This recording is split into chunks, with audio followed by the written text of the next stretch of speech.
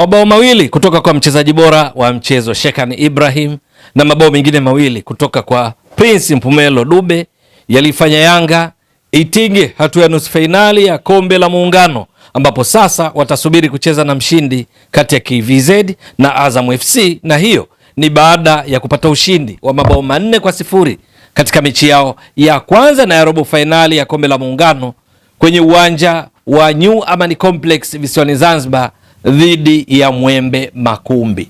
Ni mechi ambayo Yanga tangu mwanzo wa mchezo kikosi chao kilidhihirisha dhahiri kwamba kocha Pedro Gonçalves, benchi lake la ufundi na wachezaji wake wote hawana wanachokihitaji bali ushindi, ili mwisho wa siku waone uwezekano na kulitwaa tena taji hili la kombe la Muungano kama walivyofanya msimu uliopita. Ukitazama kikosi cha Yanga kinaonyesha dhahiri kwamba wao hawana dogo, wamelipania haswa taji hili. Ni kwa sababu walioanza katika kikosi cha kwanza cha Yanga ni pamoja na golikipa Djigui Diarra, ni pamoja na Ibra Baka, pamoja na Frank Asink, lakini walikuwepo Mudathir Abbas, Alan Okello, Prince Mpumelelo Dube, ile hali wengine ambao bila shaka watakuwa wamewapa faraja mashabiki wa Yanga leo hii kwa kuonekana kwa uwanjani tangu katika kikosi cha kwanza, akiwamo Kwasi Atula Yao, beki wa kulia aliyecheza dakika zote 90, lakini pia alikuwepo Shadrack Isaka Boka ambaye yeye hivi karibuni alikuwa anakosekana katika mechi kadhaa kutokana na majeraha,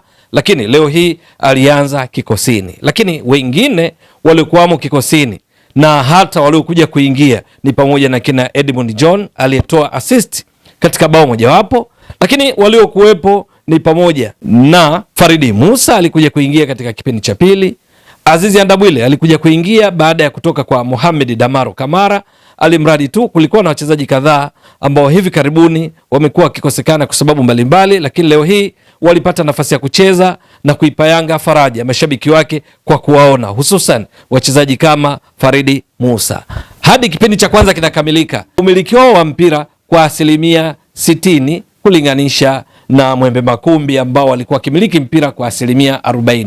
Ni nyakati ambazo Yanga ndio walikuwa wakifika zaidi katika eneo la wapinzani kulinganisha na Mwembe Makumbi ambao mpaka mapumziko Yanga tayari walikuwa wameshapiga mashuti 10, kati ya hayo 8 yakilenga shabaha, ilhali Mwembe Makumbi wakiwa wamepiga shuti moja tu lilotoka nje, hakuna lilolenga shabaha.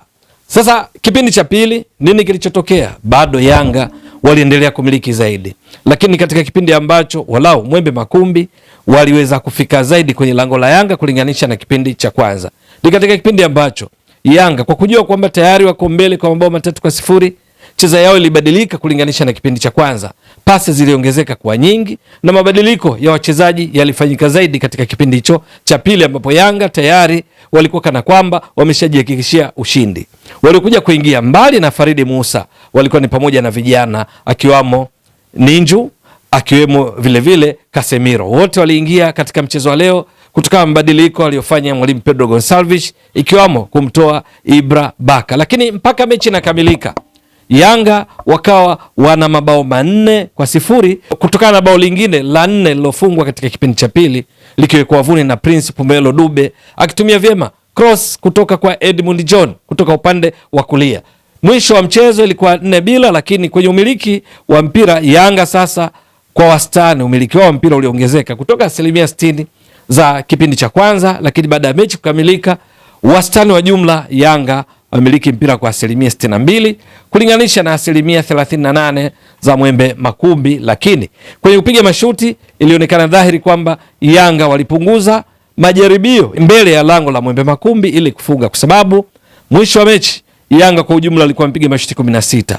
Kumbuka kipindi cha kwanza walipiga mashuti 10. Kwa lugha nyingine kipindi cha pili Yanga walipiga mashuti 6 tu. Kwa hiyo 16 yaliolenga shabaha yakawa 9. Kwa lugha nyingine ni kwamba mashuti yaliolenga shabaha katika kipindi cha pili dakika zote 45 lilikuwa ni shuti moja ambalo liliwekwa wavuni kwa mpira wa Prince Mpumelelo Dube, aliunganisha vyema cross ya Edmund John, golikipa akaicheza ukarudi tena kwa Dube akauweka wavuni. Lakini Mwembe Makumbi wakawa wampiga mashuti 4 sasa kutoka shuti moja la kipindi cha kwanza, lakini bahati mbaya kwao hakuna shuti lolote lilolenga shabaha, na hivyo kujikuta wakipata kipigo hicho cha mabao 4-0 huku wakiwa hawana shuti lolote dakika 90 za mchezo kulenga shabaha. Kumbuka Mwembe Makumbi ni timu ya ligi kuu ya Zanzibar, na miongoni mwa nyota waliokuwamo kikosini ni pamoja na top scorer katika msimu uliopita wa ligi kuu ya Zanzibar. Tunazungumzia Abdalla Idi Pina ambaye hivi sasa yuko katika klabu ya Pamba ya Mwanza, lakini yupo kwa Mwembe Makumbi kwa mkopo, kwa sababu baada ya kufanya vizuri katika ligi kuu ya Zanzibar msimu uliopita Pamba walimsajili, lakini sasa amerejea katika ligi kuu ya Zanzibar akiwa na Mwembe Makumbi kwa mkopo. Yeye katika dakika ya 76 pengine ndo alipata fursa nzuri zaidi, moja ya kupiga shuti la kulenga shabaha, lakini pili kufunga ili Mwembe Makumbi walau apate goli. Katika muda huu alikuwa yeye ndani ya takriban yadi 3 kutoka langoni, lango lilokuwa wazi, golikipa Djigui Diarra hayupo, lakini akapaisha mpira ambao pengine kwao hii ilikuwa ni best chance iliyomkuta huyu Pina, top scorer msimu uliopita akiwa na mabao 20 katika ligi kuu ya Zanzibar, miongoni mwa matukio makubwa ya Mwembe Makumbi katika mchezo wa leo hii. Sasa mwisho wa mechi, Yanga licha kupata ushindi wa mabao 4-0, baadhi ya mambo ambayo chanya kwa kocha Pedro Gonçalves ni namna ambavyo timu yake ilikuwa ikicheza kwa kudhamiria hasa kuanzia dakika ya kwanza mpaka mwisho. Hii ni habari njema kwa benchi la ufundi, kwa sababu wanajua kwenye makaratasi Mwembe Makumbi ni timu ndogo kulinganisha na Yanga, na hivyo pengine kisaikolojia wachezaji wangecheza kwa kuchukulia poa, lakini la hasha, walionekana wako makini wote waliopata nafasi ya kucheza na kudhamiria haswa kupata matokeo, jambo ambalo ni zuri kwao. Lakini lingine ni kwamba dakika 90 kuwa na mpinzani ambaye hapigi shuti lolote ni mechi ya pili mfululizo, kwa sababu hata katika ligi kuu Tanzania bara mechi ya mwisho kwao ilikuwa ni mechi ya 19 kucheza dhidi ya Mbeya City. Yanga walishinda 6-0 dhidi ya Mbeya City, huku wakipiga mashuti 15, 9 yakilenga shabaha. Mbeya City wakipiga shuti moja ya dakika 90, hawana shuti la kulenga shabaha. Leo hii idadi ya mashuti kulinganisha na mechi dhidi ya Mbeya City, leo hii dhidi ya Mwembe Makumbi, Yanga wameongeza shuti moja zaidi, maana wapiga mashuti 16, lakini ya kulenga shabaha yamelingana, ambapo leo hii shooting accuracy kwa maana ya mashuti yaliyolenga shabaha kwa Yanga, kitendo cha kupiga mashuti 9 yaliyolenga shabaha kati ya 16 ukizidisha kwa 100, hapa unagundua ni around 56% ya ufanisi wa mashuti ya kulenga shabaha. Lakini kati ya hayo leo hii wamefunga mabao 4, mechi dhidi ya Mbeya City walifunga mabao 6. Sasa cha kufanana ni hiki kitendo cha kutopiga shuti lolote la kulenga shabaha kwa wapinzani wao. Lakini jambo la pili ni namna ambavyo wachezaji kadhaa ambao walikuwa nje kutokana na sababu mbalimbali ikiwemo majeraha kuonekana wako kamili katika mapambano leo hii katika safari ya Yanga kuwania tena taji la kombe la Muungano. Mchezaji kama Kwasi Atula leo hii amecheza dakika 90 vizuri sana, jambo ambalo bila shaka linamuongezea mawanda mapana kocha Pedro Gonçalves katika uteuzi wa vikosi vyake, kwa sababu anazidi kuimarika Kwasi Atula baada ya kuwa nje kwa kipindi kirefu. Hivi karibuni ameanza kurejea na leo amecheza dakika 90. Lakini vile vile wachezaji wengine kama Shekan Ibrahim alianza kikosini na kuwa ndiye mchezaji bora wa mchezo wa leo. Wengine walioingia na kuwapa faraja mashabiki wa Yanga ni pamoja na Laurindo Depu, mshambuliaji wao ambaye amekosekana mechi kadhaa kutokana na majeraha.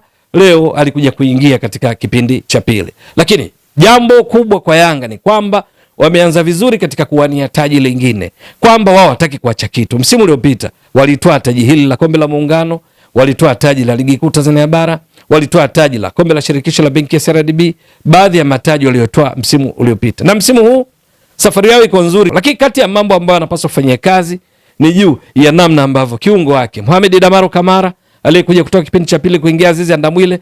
Kipindi cha kwanza wakati Yanga ikishinda 3-0, yeye alicheza vizuri, lakini kasoro yake ilikuwa ni kupoteza baadhi ya mipira pasi na sababu eneo la kati. Pengine Mwembe Makumbi ungekuwa smart enough, ungekuwa makini, ongeza kuambulia chochote, kwa sababu yapo mashambulizi ya kujibu aliyatengeneza kutokana na Mohamed Damaro Kamara kupoteza mipira. Lakini pia namna ambavyo wanapokuwa karibu na kati ya mstari wa uwanja mabeki wake wakati akina Frank Asink, ni kwamba kuna nyakati Mwembe Makumbi walipata nafasi ambazo wangetulia ongeza kuleta hatari zaidi kwenye lango la Yanga, likiwamo tukio la dakika 76 lilomhusisha Abdalla Idi Pina, yeye na goli kutoka yadi takriban 3 akakosa. Pengine Yanga wanahitaji kuongeza uimara zaidi, hasa katika kuhakikisha kwamba wapinzani wafanye shambulizi ya kujibu.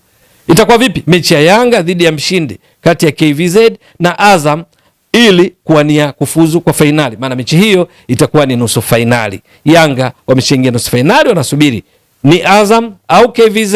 Wewe mtazamaji wa Mbwaduke Stats Sport Next Level, endelea kuunga mkono channel hii kwa kuhakikisha kama una subscribe, una share, una like na kucomment. Mwasilishaji wako ni mimi Ramadhani Mbwaduke almaarufu kama Mzee wa Data. Shukran jazilan. Bye bye.